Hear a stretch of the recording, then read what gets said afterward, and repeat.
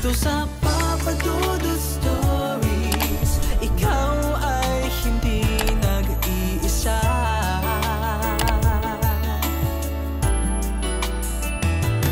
Dito sa Papa Dudut Stories, may nagmamahal sa'yo. Papa Dudut Stories. Papa Dudut Stories. Sa lahat po ng mga nakatutok ngayon, huwag pong kalimutan mag-like, mag-share at mag-subscribe. Maraming salamat po sa inyong lahat.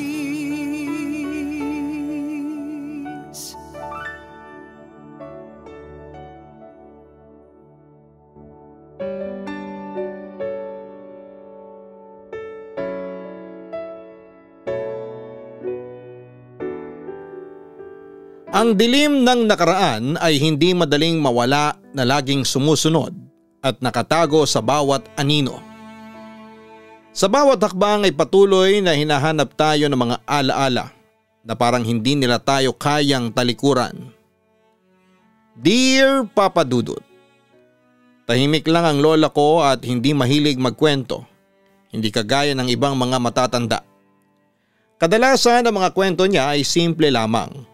Tungkol sa buhay sa kabilang probinsya, na tungkol sa kanyang kabataan at mga araw na siya ay bata pa. Pero may isang kwento siya na hindi ko makakalimutan. Naalala ko pa ito na parang kahapon lang nang ikinuwento. Sa malumanay na tono ng boses pero may kabuntot na seryosong pakiramdam na parang may babala. Hindi ko ito lubos na naiintindihan noon.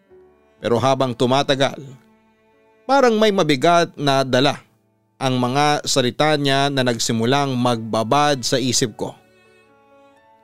Summer vacation nang bumisita ako sa pamilya ko sa probinsya kung saan naroon si Lola. Sa Maynila na kasi ako noon nagtatrabaho at bihira na ring umuwi dahil hectic ang schedule. Dahil madalas na sobrang init noon dahil sobrang tindi ng sikat ng araw. Kaya nagpasya kaming magkwentuhan, mag-catch up at magsaya sa presensya ng isa't isa sa labas na may preskong hangin. Isang gabi pagkatapos ng hapunan ay nagkasama kami ng lola ko at auntie ko sa bakuran. At ang malamig na hangin ay parang pagpapatahimik sa paligid. Habang ini-enjoy namin ang huling mga saglit ng liwanag, nagsimulang magkwento ang lola ko sa mababa niyang boses at parang mabigat. Sinimulan niya ang kwento ng isang lalaki na nawala ilang taon nang nakalipas. Isang batang lalaki na 16 years old at nakatira sa isang maliit na bayan sa kagubatan. Isang lugar na tila tumitigil ang oras at ang kagubatan ay parang isang maze na walang katapusan. Na kahit ang mga bihasang naglalakbay ay natatakot na pumasok doon. Maliit lamang ang bayan, tahimik at ang mga tao ay may malasakit, ngunit pribado at ang buhay nila ay may koneksyon sa lupa at mga misteryosong taglay nito. Kwento ng lola ko, nagsimula lahat ng ito nang mawala ang batang lalaki ng walang bakas. Isang umaga daw noon nang bigla na lamang siyang nawala. Hinanap siya ng pamilya niya sa kagubatan ng ilang araw. Tinatawag ang pangalan niya. Umaasa na makakita ng anumang palatandaan kung saan siya naroon. Pero wala ni isang bakas ng kanyang mga iyapak. Wala ni isang clue kung saan siya pumunta. Lumipas nga mga araw ay naging linggo at naging buwan na.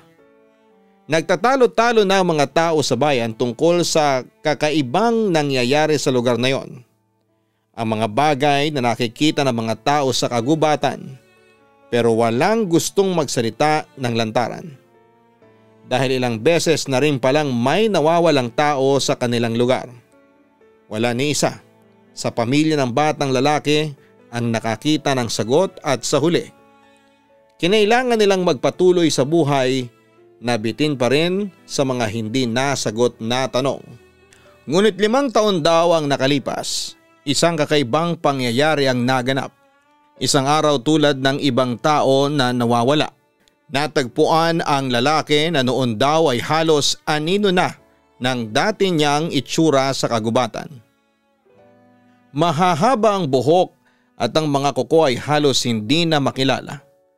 Marumi ang balat, wasak ang mga damit, pero ang mga mata niya ang tumawag ng pansin sa lahat ng nakakita sa kanya. Ang mga mata niya ay parang ligaw, malapit nang mawala ng ulirat. Puno ng kalungkutan at isang malalim na kawalan na hindi maipaliwanag. Hirap na rin siyang magsalita at halos hindi na maintindihan. Sa loob ng isang linggo ay hindi siya nagsalita, Papa Dudut. Tahimik siya na parang nawawala sa sariling mundo. Hindi alam ng pamilya at mga tao sa bayan kung ano ang gagawin sa kanya. Hindi nila siya nilalapitan ng iba hanggat hindi pa siya nagsisimulang magkwento. Hanggang sa unti-unti ay naikwento niya ang nangyari sa kanya. Ang sabi niya ay nakatagpo siya ng isang lalaki sa kagubatan noong siya ay 16 years old pa lamang. Ipinakilala siya ng lalaki at inalok ng trabaho, isang alok na medyo kakaiba. Pero nakakapukaw ng interes sa kanya. Inalok siya ng trabaho kapalit ng isang bagay na hindi maipaliwanag. Pero akala ng bata magandang oportunidad ito para sa kanya at sa pamilya niya. Dinala siya ng lalaki sa mas malalim na parte ng kagubatan hanggang makarating sila sa isang kakaibang gilingan ng karne. Luma na ito at halos nakalimutan pero may buhay pa. Parang patuloy pa ring tumatakbo kahit ang mundo ay nakalimot na rito. Sa loob ng bahay kung nasaan ang gilingan ay nakita ng batang lalaki ang mga pamilyar na mukha. Mga tao na kilala niya sa buong buhay niya, mga kamag-anak, kaibigan, kapitbahay. Pero hindi na sila pareho ng dati. Parang may kakaibang nangyari at parang wala na silang kaluluwa. Dahil ang mga mata nila ay malayo at ang kanilang isipan ay parang wala ng koneksyon sa mundo. Parang mga shell na lamang sila ng mga sarili nila. Walang buhay sa mga mata nila.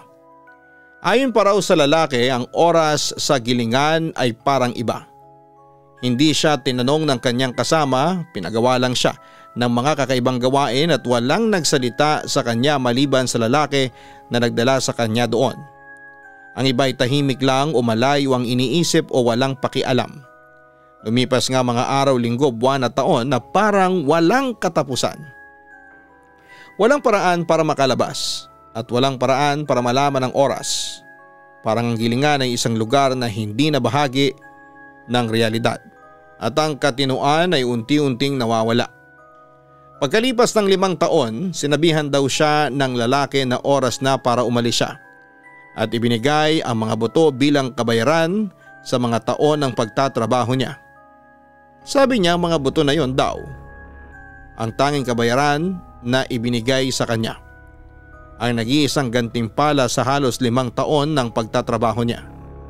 Naguluhan daw ang lalaki at hindi maintindihan kung ano ang silbi ng mga butong yon. Pero wala na siyang magawa kundi ang umalis. Pagbalik ng lalaki sa bayan, hindi na niya binigyan ng importansya pa ang mga buto. Sinabi na lang niyang iyon ang tanging alaala ng kanyang 5 taon sa kagubatan. Unti-unti daw ay naging parang multo na lamang din siya at nawala ng koneksyon sa realidad. Hindi pa rin nasagot ang mga tanong at ang mga tao sa bayan ay nagsasabi na baka gumawa siya ng kasunduan sa isang madilim na puwersa sa kagubatan. Habang tinatapos ng lola ko ang kwento, ay tahimik na ang lahat. May panginginig akong naramdaman sa katawan ko kahit mainit ang gabi. Hindi ko pa naririnig ang kwento na yon at may pakiramdam ako na para bang may mali. Parang isang kwento na ipinasa mula sa henerasyon at isang kwento na masyadong kakaiba para baliwalain ngunit sobrang nakakatakot para lubos na intindihin. Sa tingin mo nandyan pa siya? Tanong ko. Ang boses ko ay halos pabulong. Tiningnan ako ng lola ko ng matagal bago sumagot. Hindi ko alam. Pero ang kagubatan ay hindi nakakalimot. Tahimik ang natitirang gabi. Pero hindi ko maalis sa pakiramdam na may mali talaga sa pakiramdam ko. Lumaki ako na naririnig ang mga kwento tungkol sa misteryosong kagubatan na nakapalibot sa lupa ng pamilya ko. Mga kwento ng kakaibang nilalang at madilim na puwersa na matagal nang naninirahan sa mga puno. Pero ang kwento ng lola ko ay iba. Hindi lang ito kwento dahil totoong nangyari ito. Nawala ang lalaki at nang bumalik siya ay iba na siya. At ang mga naranasan niya sa kakaibang gilingan ay nanatiling misteryoso. Isang anino sa kanyang kaluluwa na hindi matitinag. Lumipas ang mga linggo pagkatapos ng pag-uusap na yon at kahit na sinubukan kong alisin ang kwento sa isipan ko ay hindi ko po kaya. Paminsan-minsan ay makikita ko ang sarili ko na nakatayo sa gilid ng kagubatan. Nakatingin sa makapal na mga puno, iniisip kong nandun pa ang bahay ng gilingan. Nakatago sa malalim na bahagi ng kagubatan, naghihintay ng susunod na kaluluwang maliligaw sa kanyang mga kamay. Naramdaman ko ang kakaibang hangin sa paligid ng kagubatan pagkatapos ng pag-uusap na yon. Parang mabigat at parang may nagmamasid na isang bagay na matanda. Ang mga salita ng lola ko ay umuukit sa isip ko. Ang kagubatan ay hindi nakakalimot. Habang nakikinig ako sa kwento ng lola ko, ang bigat ng kanyang mga salita ay tumitimbang sa akin, Papa Dudut. Parang ang gabi ay naging mas makapal. Ang hangin ay mabigat na may kaunting katahimikan na nakakadismaya. Tumigil na ang mga kuliglig, humina ang mga hangin at ang natitirang tunog ay ang tibok ng aking sariling puso. Hindi ko sigurado kung ang kwento ba talaga ang nagpaparamdam sa akin ng takot o ang tingin sa akin ng lola ko habang ikinekwento ito. Hindi lang siya nagkikwento, nagbigay siya ng babala na parang may pakiramdam siya na may mangyayari. Higit pa sa isang kwento na ipinapasa-pasa lamang sa henerasyon. Naramdaman ko ang pagkakaba ng dibdib kong hindi mapalagay. Ang auntie ko na tahimik na nakikinig sa usapan ay tumingala sa akin, ang mukha niya ay maputla at malungkot. "Hindi mo naiintindihan," sabi niya ng mahina at parang nagsasalita sa sarili niya kesa sa akin. Ang kagubatan ay hindi lang sila mga puno. May iba pa silang kasama. Hindi sinabi ng nanay ko sa iyo ang lahat. Lumingon ako sa auntie ko na nalilito ang isip. "Anong ibig mong sabihin? Ano pong meron doon?" Pero bago siya makasagot, itinaas ng lola ko ang kamay niya. Hudyat na wag na siyang sumagot. Ang mga mata niya ay dumilim at naramdaman ko na parang lumamig ang paligid kahit mainit ang gabi. May mga bagay sa mga kagubatan na hindi dapat maintindihan ng kahit na sino. Mga bagay na nabubuhay sa takot at may mga bagay na naroon bago pa tayo ipanganak, sabi niya. At minsan ay hindi lang sila nawawala. Sinusundan ka nila. Ang mga salita niya ay parang nanatili sa hangin na parang mabigat sa ulap. Naramdaman ko ang hangin na parang gumagalaw at parang may hindi nakikitang bagay na gumagalaw sa labas ng aking abot tanaw. Parang ang mundo sa paligid namin ay nagsisimulang magsarado. Hindi na lang ito basta-basta babala para ng isang sumpa. Tahimik ang mga araw pagkatapos ng pag-uusap na yon. Pero hindi nawala ang kaba sa akin, Papa Dudut. Laging bumabalik sa isip ko ang kwento na tungkol sa lalaki na nawala sa kagubatan at bumalik na parang anino ng dati niyang sarili. Parang isang bulong na hindi nawawala.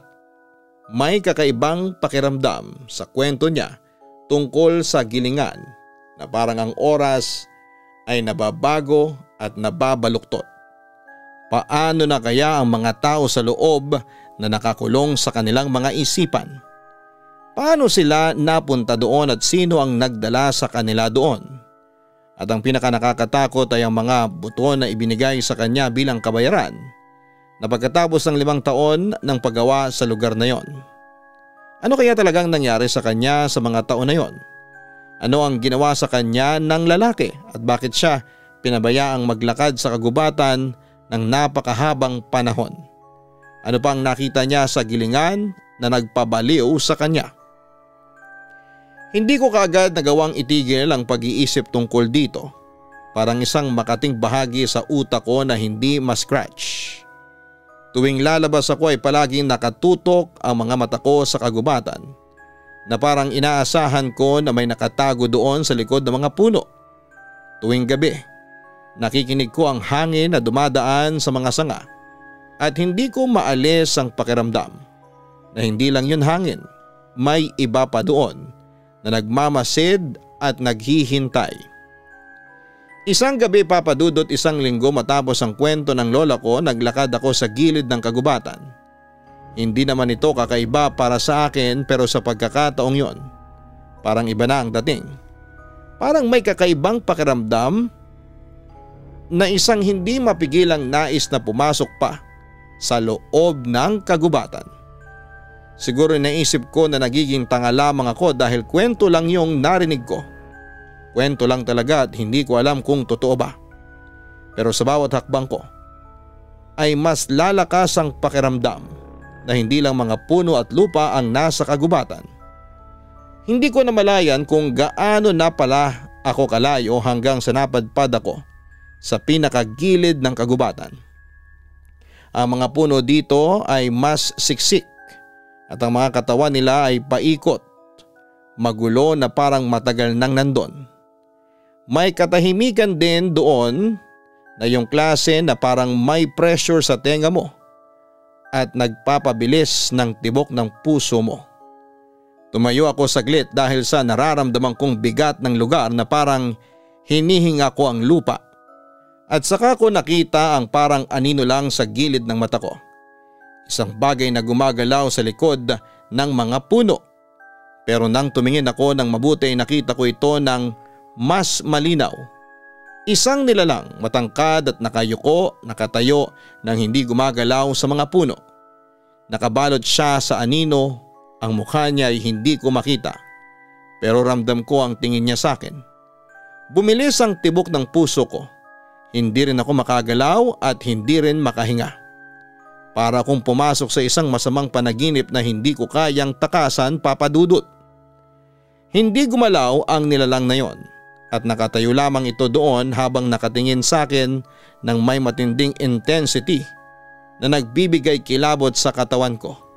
Tapos tulad ng mabilis na paglitaw nito, nawala ito sa kagubatan na parang usok na tinangay ng dilim. Nakatayo lang ako noon ng parang isang buong panahon habang ang isip ko ay mabilis na gumagana. Nakakita ba ako ng isang kakaibang nilalang o baka naman ang imahinasyon ko lamang ang naglalaro sa mga mata? Gusto ko sanang tumakbo magtago pero hindi gumagalaw ang mga paa ko. Para bang ang kagubatan mismo ang umahawak sa akin at tinitiyak na hindi ako makakatakas. Hanggang sa hindi ko na napansin na tumalikod ako at nagmamadaling bumalik sa bahay at na-realize ko na hindi ako nag-iisa. Ang mga sumunod na araw ay puno ng kaba at takot, Papa Dudut. Hindi ako makatulog. At hindi maalis sa isipan ko ang itsura ng nakita ko sa kagubatan. Habang iniisip ko ito ay lalong lumakas ang pakiramdam ko na hindi lang ako pinaglalaruan ng mga mata ko. May isang bagay doon na may koneksyon sa gilingan at sa kwento ng lola ko. Ayokong maniwala sa totoo lang at ayokong isipin na may ganong bagay na maaaring mangyari na ang kagubatan ay hindi lang basta puno at mga hayop ang nilalaman. Pero hindi ko matanggal sa pakiramdam ko na may nakita akong nilalang noong gabing yon na parang isang nilalang na matanda at gutom na gutom. Noong gabing yon ay muling pinaupo ako ng lola ko sa harapan niya at mukhang mas matanda siya kesa sa naaalala ko dahil ang mukha niya ay mukhang pagod. at ang mga mata niya ay puno ng isang uri ng kaalaman na nakakatakot. Nang mga oras na yun ay parang hinintay niyang itanong ko ang mga tanong na matagal ko nang nasa isip. Alam niya bago pa ako magsalita kung ano ang nakita ko sa kagubatan. Nakita mo na, hindi ba? Tanong niya na ang boses niya ay halos pabulong. Tumango ako at parang may bara sa lalamunan ko. Ano po yun? Ano po yung nakita ko? Huminga siya ng malalim na parang ang mga salitang sasabihin niya ay mabigat at halos hindi kayang buhatin. Ito ang bagay na nakatagpo ng lalaki sa kwento ko. Ang bagay na matagal nang naroroon sa kagubatan. Ang gilingan ay hindi lang isang lugar, ito ay isang portal. Isang daan para makapasok ang dilim sa mundo. At ang mga kinuha ng mga nagtatrabaho sa gilingan ay hindi na talaga umalis doon dahil may marka na sila. Marka na senyales na pagmamay-ari na sila ng kagubatan. Seryosong wika ni Lola. Tinutok ko ang mata ko sa kanya at unti-unting pumapasok sa isipan ko ang kabang dulot ng mga salitang yon. Yung lalaki na nawala ay hindi lang siya nawala, kinuha siya, hindi ba? Tumango lang ang lola ko. Oo. At kung ano ang naranasan niya sa gilingan ay hindi ito basta mawawala. Sinusundan siya nito. Naghihintay at pinagmamasdan lang siya nito. Nilunok ko ang mabigat na nararamdaman ko dahil sa bigat ng kanyang mga salita na parang bumagsak sa akin. So anong gagawin natin? Ano po ang dapat kong gawin? Nagdalawang isip siya habang ang mata niya ay dumidilim. Matanda na ang kagubatan at hindi mo sila kayang takasan. Hindi mo kayang takasan ang mga bagay na naroroon. Pero pwede mong subukang protektahan ang sarili mo. Kailangan mong tiyakin na hindi ka susundan ng dilim mula sa kagubatan. Ano pong mangyayari kung susundan nila ako? Tanong ko sa nanginginig na boses ko. Sumeryoso ang mga mata ni Lola. Baka hindi ka na makabalik sa mundo natin. Papadudot ang mga sumunod na araw ay parang naging malabo at puno ng kaba. Sinubukan kong kumbinsihin ang sarili ko na lahat ng yon ay mga pamahiin lang. Na ang itsura sa kagubatan ay isang trick lang ng ilaw o baka naman ang imahinasyon ko lang. Pero sa kabila ng lahat ay alam ko ang totoo.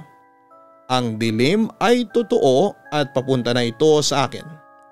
Isang gabi pagkatapos ng isa na namang gabing walang tulog ay natagpuan ko ang sarili ko sa gilid ng kagubatan. Ang mga puno ay parang pader, madilim at tahimik. Hindi gumagalaw ang hangin at may bigat na parang may pilit na pakiramdam. Hanggang sa naramdaman kong may papalapit hanggang sa muli kong nakita ang kakaibang nilalang pero hindi na ito kaagad nawala. Lumapit ito mula sa mga anino. Ang mukha nito ay nakatago pa rin pero hindi na maipaliwanag ang itsura nito. Mas malapit na siya ngayon sa akin. Mabagal pero tiyak ang mga hakbang patungo sa kinakatayuan ko. Ramdam ko ang puso ko na mabilis ang tibok nang bigla akong tumalikod at tumakbo. Ang tunog ng mga paa ko ay kumakalat sa katahimikan ng kagubatan. Pero ang nilalang ay nandun pa rin. Ang mga hakbang nito ay mahina pero malapit na sa akin. Hindi ko alam kung saan ako tatakbo. Hindi ko alam kung may pag-asa pa ba akong makaligtas. Pero kailangan kong subukan. Pagdating ko sa bahay, hingal na hingal ako. Nanginginig ang mga paa ko at sinarado ko ang pinto habang ang puso ko ay patuloy sa malakas na pagtibok. Tahimik lang ang bahay pero hindi ko maalis ang pakiramdam na ang dilim ay naroon pa rin. Naghihintay na tumapak ako sa labas upang makuha nila ako. Hindi na ako nakatulog ng gabing yon. Kinabukasan ay nagdesisyon kami ng pamilya ko na kailangan na naming umalis sa lugar na yon. Markado na raw ako ng kagubatan at ang bagay na nandun ay susundan kami kahit saan kami magpunta. Inimpake namin agad ang mga gamit at iniwan ang bahay at ang lugar na dating parang tahanan. Pero ngayon ay parang libingan na. Iniwan namin ang nayon, ang kagubatan at ang lahat na nag-uugnay sa amin sa lugar na yon.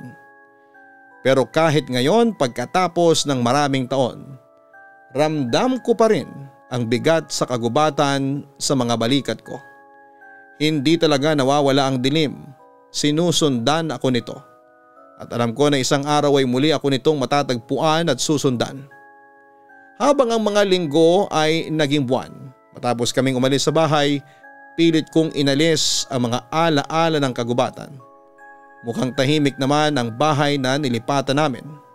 Sinubukan kong mag-settle, mag-unpack ng mga kahon at itayo ulit ang buhay ko na parang walang nangyaring masama. Pero kahit na anong gawin ko, may nararamdaman akong hindi normal na parang may bigat na humahapil sa dibdib ko. Isang bulong sa likod ng isipan ko na may mali pa rin sa mga oras na yon. Sinasabi ko sa sarili ko na nakatakas kami ng kagubatan ng gilingan at ang madilim na nilalang na nakita ko ay malayo na sa amin ngayon. Pero sa kaloob-looban ko ay alam ko na hindi ito totoo. Ang bagay na matagal nang nagmamasid at nakikinig sa kagubatan na hindi lang yon nakatali sa lugar na yon. Sinundan kami nito. Sa una, maliit lang ang mga senyales na nakikita at nararamdaman ko, Papa Dudut. Ramdam ko ang kakaibang lamig sa bato ko kapag naglalakad mag-isa. Parang may nakatayo sa likod ko na malapit lang. Pero hindi ko kayang lingunin. May naririnig akong mga hakbang na mahina pero malinaw na ume-echo sa katahimikan ng gabi. Hindi ito mga hakbang ng ibang tao. Parang may isang bagay na naglalakad sa likod ko. Sinubukan kong mag-rationalize. Sinasabi ko sa sarili ko na stress lamang ito sa lahat ng nangyari sa akin. Mula sa pag-alis sa bahay at bagong trabaho. Pero nung magising ako sa kalagitnaan ng gabi ay mabilis ang tibok ng puso ko. At nakita ko ang sarili ko na nakatitig sa madilim na sulok ng kwarto ko na hindi ko kayang baliwalain. Naramdaman ko ang kakaibang presensya doon. May bigat sa hangin. Ang lamig na parang may mga daliri na dumadampi sa mukha ko. Binuksan ko ang ilaw, tinignan ang buong kwarto pero wala akong kahit na anong nakita. Tahimik lang. Pero alam ko na hindi lang yon imahinasyon. Ilang gabi ang lumipas. Nagising ako sa tunog ng mga hakbang sa hallway sa labas ng pinto ng kwarto ko. Sa una akala ko ay ingay lang sa bahay, matandang kahoy na gumagalaw gawa ng maliit na hayop. Pero nung pinakinggan ko mabuti ay mas lumakas ang tunog ng mga hakbang na parang may lumalapit sa pinto ko. Pinigilan ko, Papa Dudut, ang hininga ko. Naghintay sa pagkatok at pagtapik ng kamay sa kahoy. Pero wala. Ang tunog ng mga hakbang ay umalis papalayo na parang lumiko pa sa tansya ko. Naghintay ako ng ilang oras tapos takot na takot at hindi magalaw ang sarili. Bago tuluyang nakatulog na hindi komportable. Kinabukasan, Papa Dudut, ay pinaniwalaan ko na lamang na panaginip lamang yon. Sinasabi ko sa sarili ko na ang stress lang lahat ng nangyari at nagpaikot sa isip ko. Pero hindi nawala ang pakiramdam na may nakakita sa akin at hindi ako mag-isa. Lalo lamang itong lumakas. Tapos nagsimula ko na muli itong makita. Minsan sa gilid ng mata ko, may makikita akong isang nilalang na parang nakatayo lang sa labas ng paningin ko. Mabilis lang yon, Papa Dudut, isang aninong dumaan na may mabilis na galaw. At alam ko kung ano ang nakikita ko noon. Sigurado ako na tama ako. Ang mataas, madilim na anyo na nagpapahirap sa akin sa kagubatan ay sumunod na sa akin dito. Hindi ito laro ng ilaw, hindi ito laro ng isipan ko kundi totoo. Isang gabi, naglakad ako para linisin ang isip ko at umaasang makatulong ang pagbabago ng paligid. Tahimik ang mga kalye, mabigat ang hangin sa init ng tag-init. Pero habang dumadaan ako sa mga matandang puno sa kalsada, naramdaman ko na may sumunod sa akin. Mabilis akong lumingon. Pero wala akong nakita.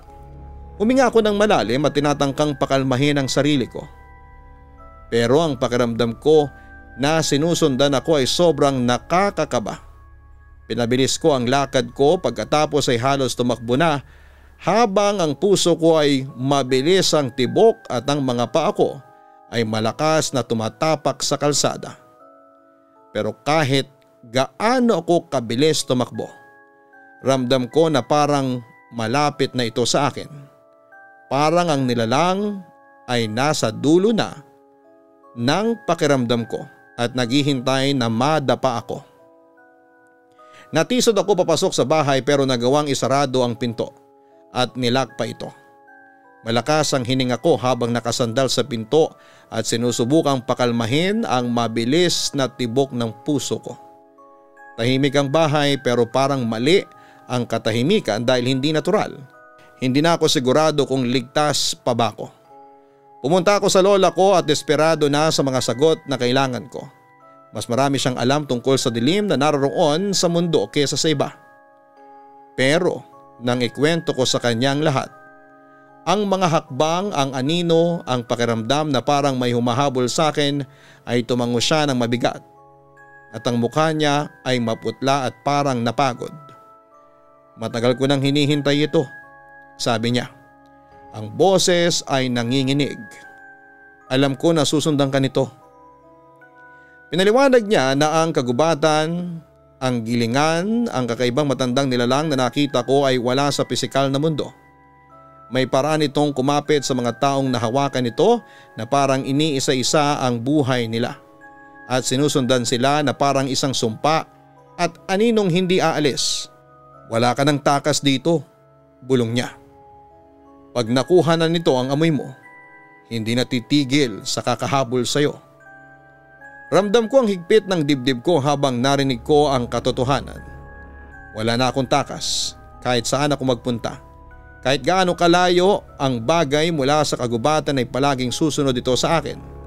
Naging bahagi na ako ng sumpa at naging bahagi na ito ng aking kaluluwa. Sinubukan ko na lahat pagkatapos noon, Papa Dudut. Nakipag-usap ako sa mga pare, mga albularyo o kung sino man ang may alam kung paano ako makakaligtas sa sumpang yon.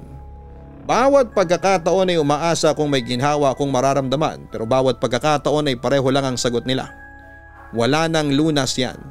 Hindi na natin kayang labanan ang dilim. Kailangan mo na itong tiisin. Susundan ka nito palagi. Kaya naman naging bahagi na ako ng sumpa at naging bahagi na ito ng buhay ko. Ilang taon na ang nakalipas pero nararamdaman ko pa rin ito hanggang sa ngayon, Papa Dudut. Hindi na talaga umaalis ang dilim sa akin. Nananatili ito sa gilid ng aking paningin, sa likod ng aking isipan na parang anino na hindi matanggal-tanggal. Minsan ay nakikita ko ang mga itsura nila na nasa gilid lamang ng mga mata ko.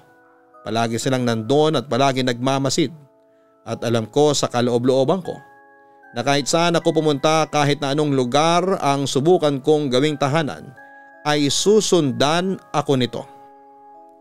Pero ang mahalaga ngayon, hindi nila ako sinasaktan, hindi pa sa ngayon. Dito ko na rin po tatapusin ang sulat ko. Yours truly, Alicia. Ang mga karanasan na tulad nito ay madalas na nagiiwan ng takot at alaala. Pero hindi po ibig sabihin na tayo ay magiging alipin ng ating nakaraan. Ang mahalaga ay harapin ang ating mga takot at unti-unting tanggapin ang ating nararamdaman. Hindi natin kailangang tumakbo mula sa ating mga anino.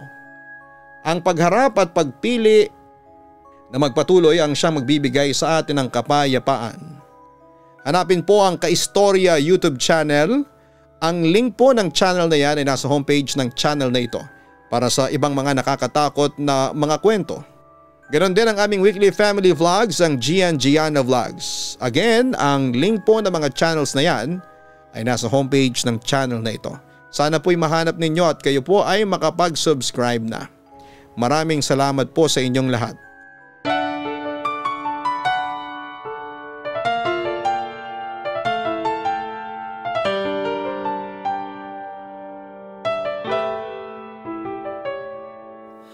Ang buhay ay mahiwaga, laging may lungkot at saya. sa Papa Dudut Stories, laging may karamay ka.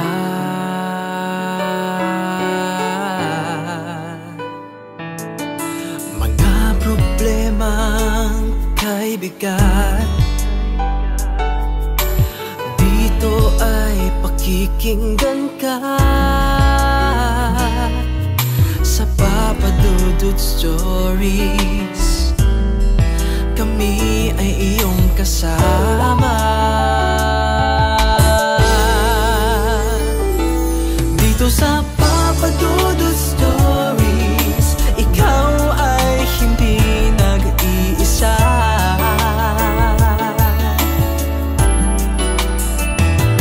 Dito sa Papa Dudut Stories, may nagmamahal sa'yo.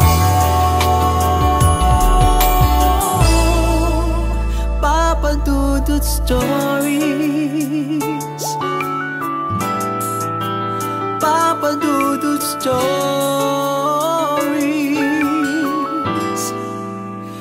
Papa Dudut Stories.